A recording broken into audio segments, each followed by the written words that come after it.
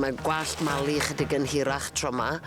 Mae rich a'i wallt yn chydig bach yn wahanol achos na be oedden nhw yn teimlo bod nhw isio ac o'n i'n meddwl bod o'n siwtio fi. Fi sy'n ei malu wastad a mae'n cymryd awr achos mae'n neud i cholir i a wedyn neud blow dry ar ei gwallt i. A wedyn mae Rich, mae Laura sy'n neud Rich a mae fe tua hanner awr. Ond os ydy hi'n wyntog, mae hynny'n help mewn ffordd achos mae o'n gallu mynd o'n ddoe enghraifft. Oedden nhw'n dod o'r tu allan fewn.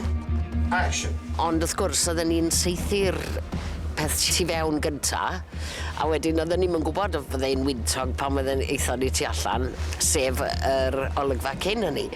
Ond oedden ni'n goffo wneud yn siŵr bod i gwallten nhw'n ddilyn chydig bach fel sy'n nhw'n edrych bod nhw wedi bod allan cyn iddyn nhw ddod fewn ynde. Wedyn, yr problemau eraill ydy wrth gwrs mae yna farwolaeth yn bob un. Gaethon ni boi'n cael ei saethu, ni'n goffo wneud hwnnw, bullet wound, pethau fel ni. A'r tirwedd sydd yn gallu bod yn reit anodd. So mae o'n cadw fi'n ffit.